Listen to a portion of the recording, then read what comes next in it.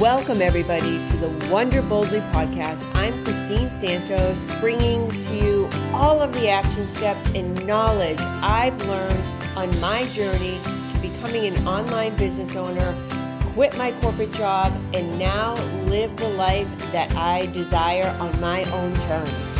This podcast is jam-packed with all the knowledge I've gained over the past few years growing my online business. I am so passionate about you going after what it is that you want.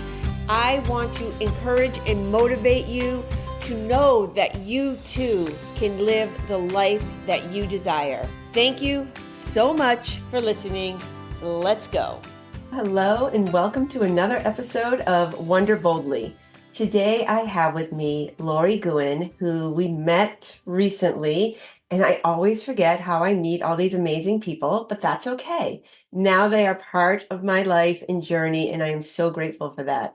And Lori stands out as one of these people who inspires me literally every day because I also, in full disclosure, edit her podcast. So I get 100% Lori knee deep when I'm editing her podcast. And right before we hit record, I was just telling her how I feel like I'm getting a therapy session every time, and I can apply what she's talking about on her podcast to something in my life and take actions based on her episodes. So it is just a blessing for me that we did meet and now we work together, and I am just so fortunate. So let me tell you a little bit about Lori. She is a contemporary abstract artist, certified life coach, mentor, and podcaster. Big smile on my face. She is a 4-time entrepreneur and has transformed herself many times in her life. One of her most significant transformations was when she decided to become an artist. She was over 50, had no formal training, and no innate artistic talent to her knowledge. And we'll talk about that because she is absolutely amazing. What she did have was all the self-doubt and limiting beliefs that you might imagine, but also a strong desire. So she got to work on her creativity, self-awareness, mindset, goal strategy, and her ability to hold herself accountable. It's a thriving art business that continues to grow every year. Her work has been purchased by collectors throughout the United States and Europe. It's just amazing.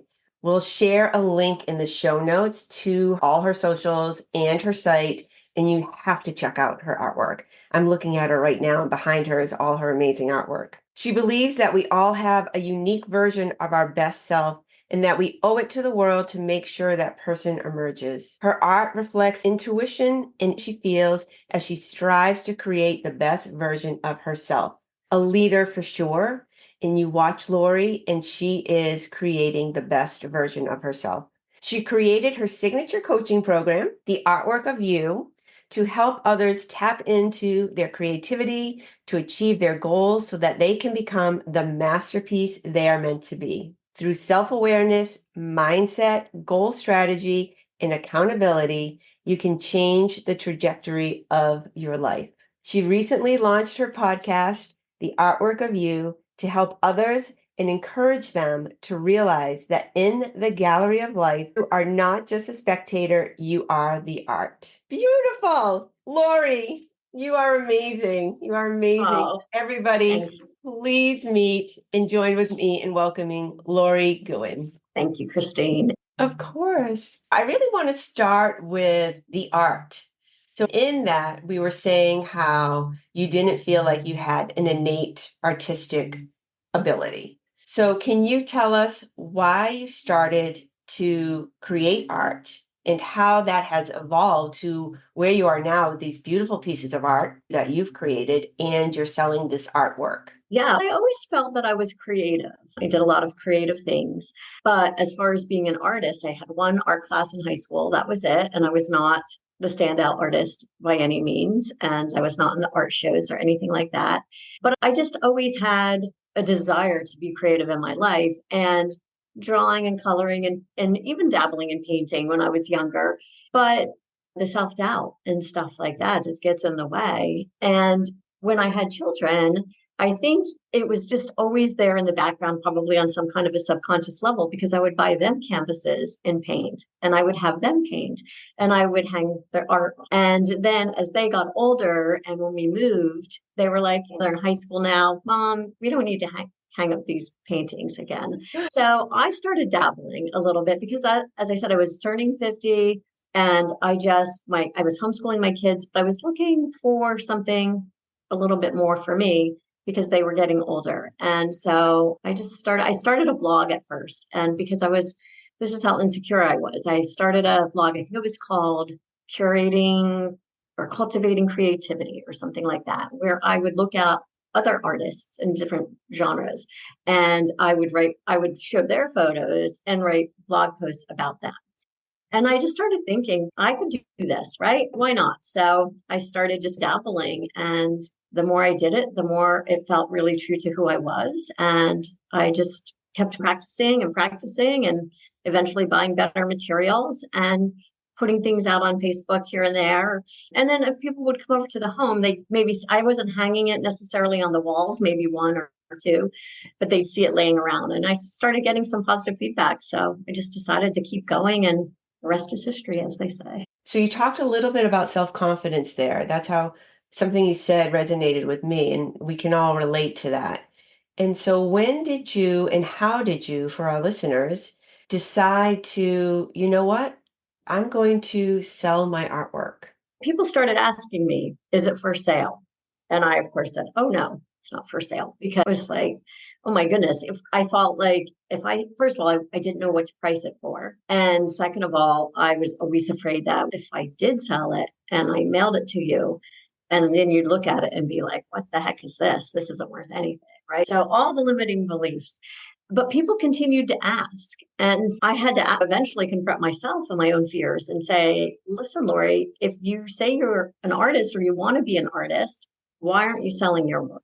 And in getting real with myself, there were a couple of things. One was that, as I said, I was afraid people might not like it once they got it. And so I thought I should start buying better materials. So at least I can be proud of the materials that I'm using, right? Professional canvas, professional grade paint. And so that was the first step. And practicing more and just really perfecting my skill. And once I did that, and I felt like I had up-leveled a little bit, both because of the materials I was using and the quality of my work was definitely improving. I was like, all right, I think I'm ready. And so I just priced at a price that I thought was like a no-brainer.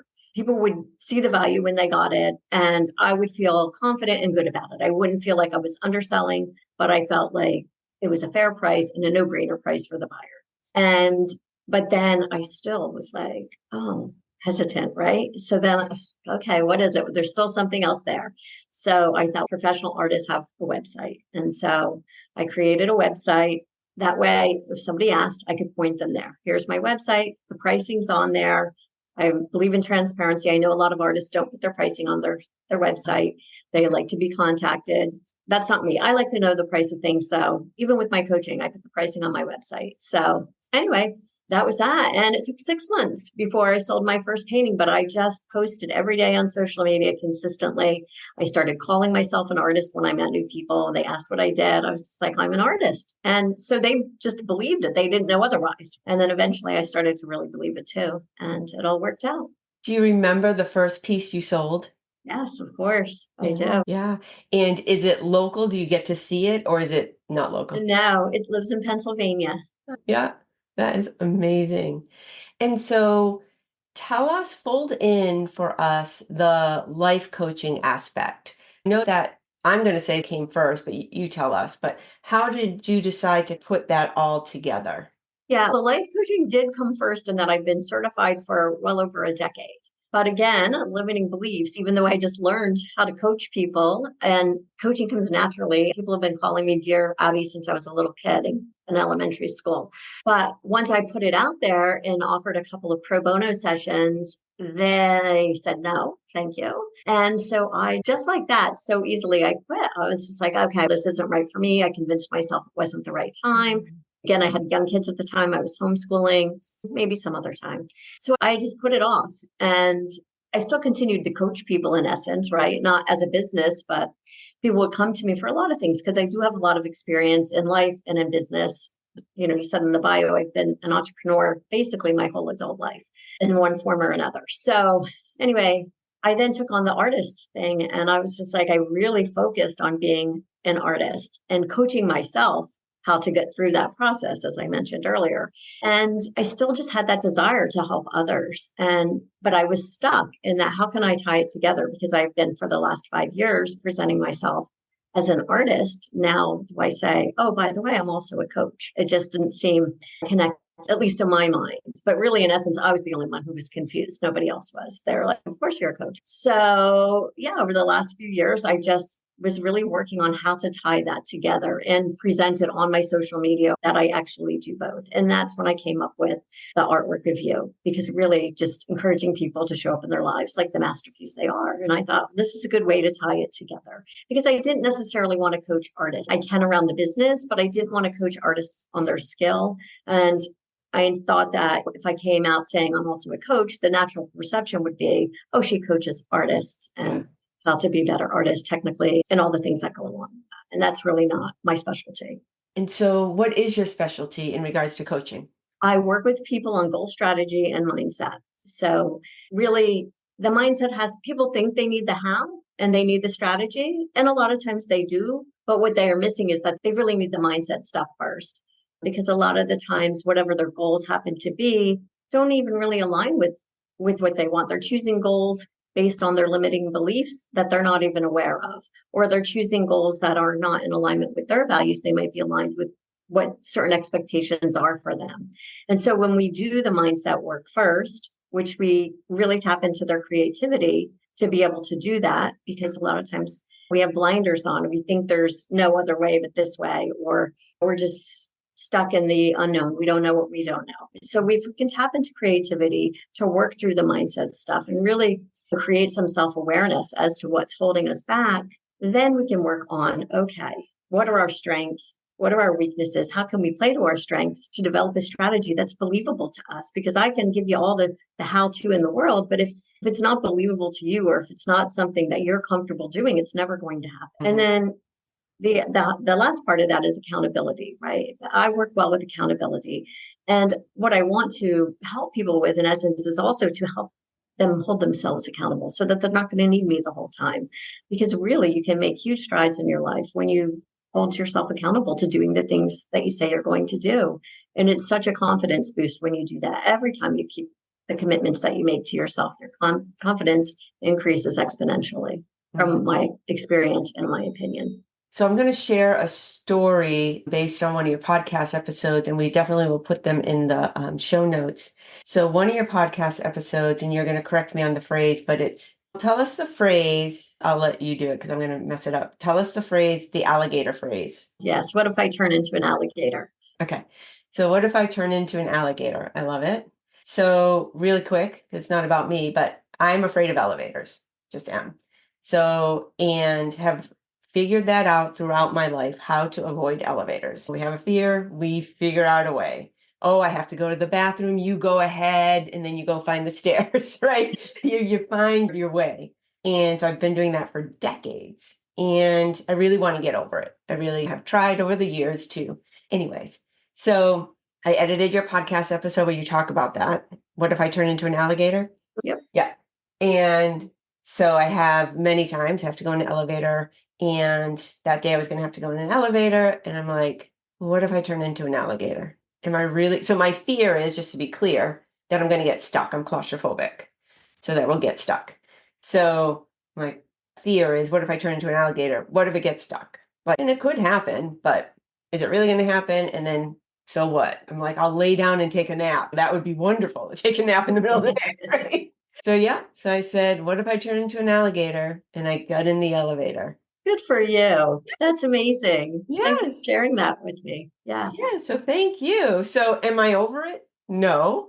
But it's like you're saying, building our confidence, right? So every time I don't take an elevator, it doesn't build my confidence. I'm like, I wish I had. I'm driving home, like I should have done it. And when I do gain the courage and decide to do it, I feel so much more confident. Yeah. Amazing. And in full transparency, that phrase came from my husband. to me. But yeah, for the listeners, what that means is when you get stuck in the what ifs and the worst case scenario thinking, when you're like you, afraid of elevators, or maybe we're afraid to take a risk in business or to start something, and we downward spiral into the what if worst case scenarios. And when I would be doing that in life, my husband one day, this was decades ago, said, what if I turn into an alligator? And it just stuck, meaning like realistically, that worst case scenario is not going to happen. And so it's a good anchor in your mind to think, oh, all right, yeah, chances are it's not going to happen. And just move forward if you can. Yeah. Yeah. Yeah. I love it. I love it. It was so helpful to me. So tell us more about your coaching package containers. Tell us about that. How can people work with you and that type of thing? Yeah, I work in a 3-month container, so roughly 90 days.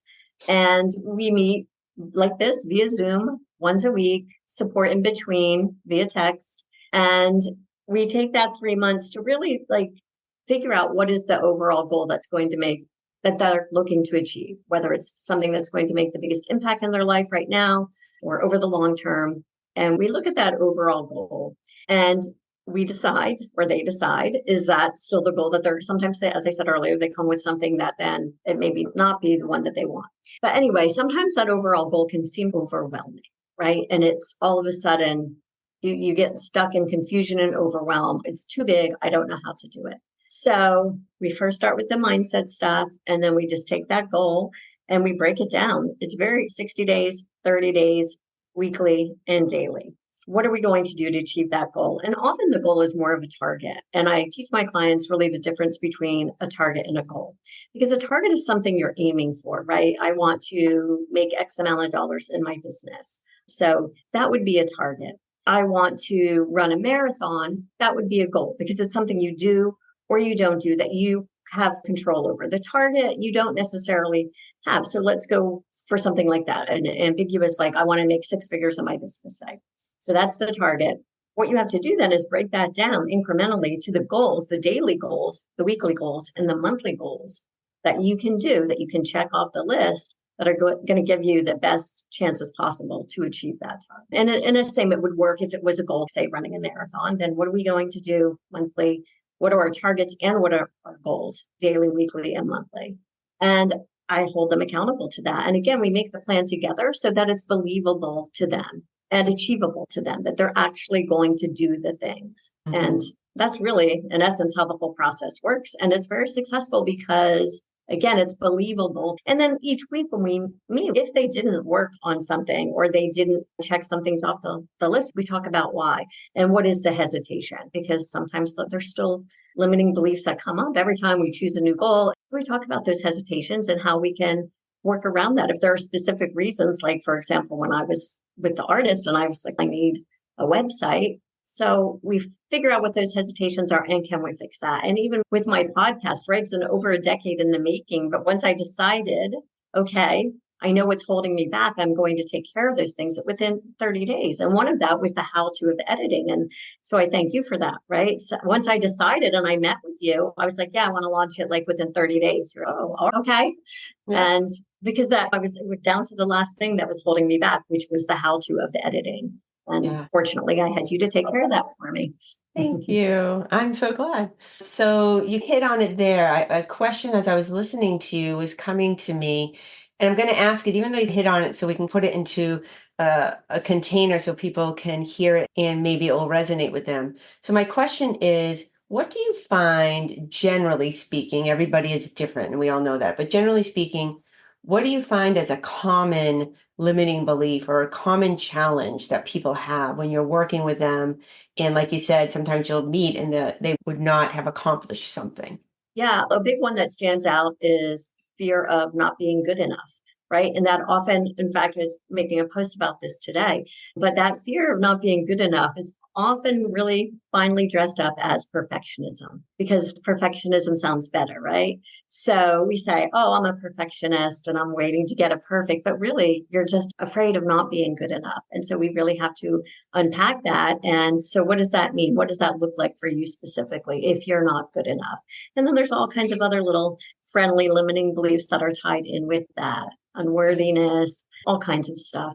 And Yeah. so, again, then we can tie it back to the what if I turn into an alligator? So, what if you're not good enough? What if, like for me, for example, what if I started a podcast and nobody listened?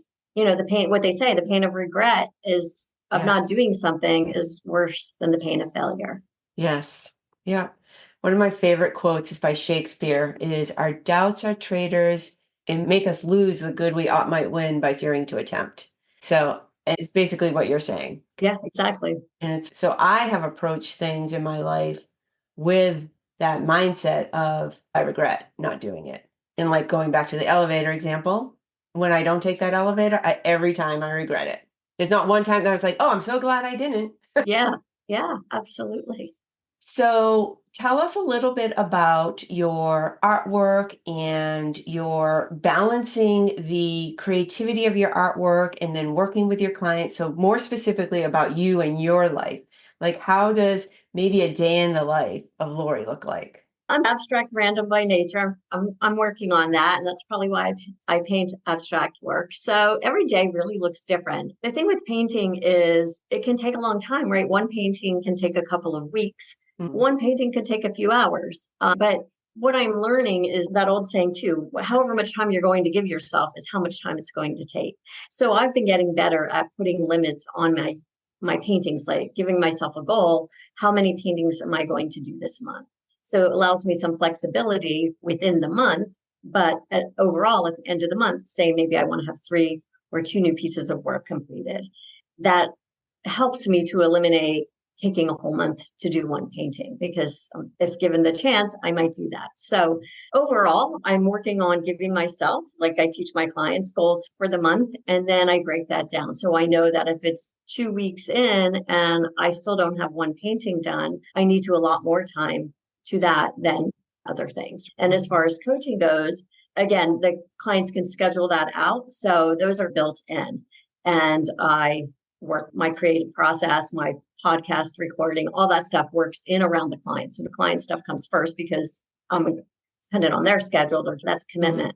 The other stuff I just fill in around that. And so sometimes I work in the evening. My husband's in a band, so he has band practice. He's very creative as well. So he's band practice generally one night a week. So I always paint that night because I'm just here by myself. But yeah, I just divvy it up. Sometimes early morning, sometimes in the evening, sometimes in the day. I just work it around. And I think it really speaks to, from an outsider's perspective, it really speaks to how you do hold yourself accountable, how you do set goals. Think about that from the perspective of anything that we do in life and finishing it. Your paintings are beautiful, but you don't just make that happen. I'm not an artist, but just to say every brush stroke is a goal, is one after the other till you come to the end, right? And it's so easy to walk away in life from things that we're trying and then being like, okay, and then get distracted, get busy, and then we never finish them. That's just human nature, generally speaking. So I just wanted to point that out because I think that therein lies your expertise, not only in your life coaching and your artwork, but working with clients to help them do that because you're doing that every day. That's a great analogy to make because I don't have any unfinished paintings really. Sometimes some might set for a while, but they're always completed, or sometimes they're completed and I'm not happy, so I work over them, right? Just like you might achieve a goal and it's not what you wanted, so you choose another goal because sometimes we don't know until the goal is achieved that it really didn't resonate. But yeah, and as you said, every stroke is a commitment, and every stroke in a way is also a risk, especially in the abstract field because I'm not replicating something. So I'm just always trying to balance the composition, the colors, figuring out the overall piece. So it's really helped me. And I've always been a risk taker, calculated risks or whatever, but it's really helped in that risk taking because I know I can always paint over it. I can always do a different brush stroke, or I can always make that stroke work, even if it doesn't initially. So yeah, it's just everyone is a risk. And I Just love that do it. Even when I perspective. find myself hesitating at the canvas and I'm like, just do it, just go. I love that perspective. That's really insightful. Thank you for that. Wow. I'm going to think about that for a while. So, as we wrap up, I have to know, tell us the name of your husband's band, what type of music he plays. You know, I'm a music lover. Oh yeah. Actually, it's a new band. So they're working on their name. They don't even have it yet.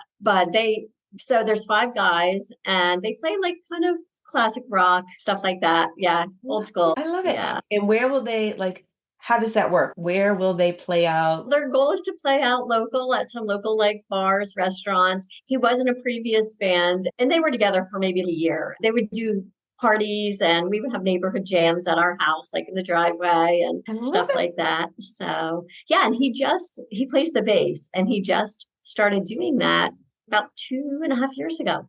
Same thing. He wanted to play a bass he wanted a bass when he was a little kid and his parents wouldn't buy him one. And then he's mid 50s and he's, you know what? I can buy myself a bass. And so he's diligent. He gets up early in the morning before he goes to work and he practices for hours every day.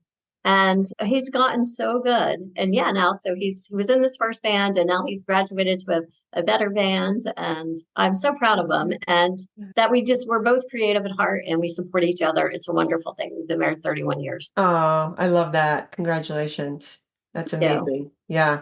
Just a couple of things I want to say on that. I have a very good friend and he is in a band, long story short. Anyway, so I'm his booking agent. And everyone that can't see me, I'm doing air quotes. I'm not really a booking agent, but I go out and try to get him gigs, right? Oh, And that's amazing. yeah, and it's so fun. And it's so fun.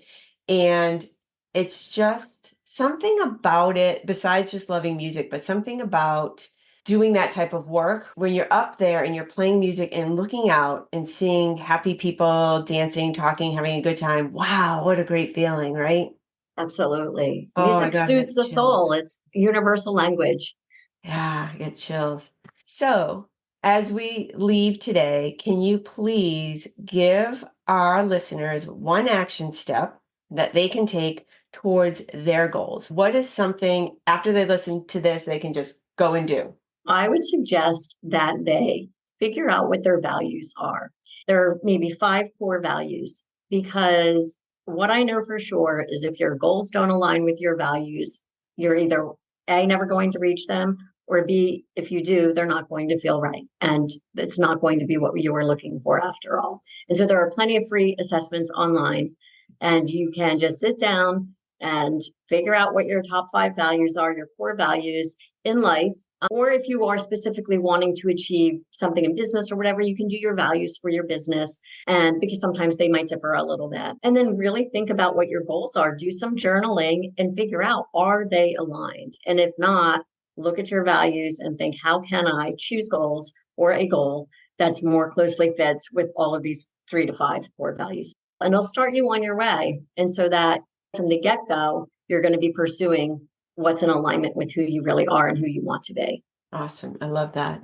And speaking of that, you have an amazing journal that you put together. Can you tell us a little bit about that piece of work? It's a 90-day guidebook to self-awareness. It's free on my website and it really helps you to discover yourself and become more self-aware because again, I believe everything starts with self-awareness. That's where it all has to begin before you do any other work. And that journal walks you through. If you do the prompts every day, by the end of 90 days, you will be so clear on who you are and really gain clarity as to where you want to go, what goals you want to work on. Amazing. Thank you. And I have that journal and it's amazing. And I just want to give you a shout out because you put so much work into that. It's robust. It's amazing. It's not like a one page, here are a couple prompts and answer them. So definitely grab that, listeners. We'll put it in the show notes. Lori, thank you so much again for your time. I really appreciate it. And this has been a pleasure. Thank you, Christine. Thank you for the opportunity. Thank you for being such a fantastic editor. Just shout out to you. If anybody's listening and wants to start a podcast, I can't think of a better editor. Oh, thank you. Thank you so much.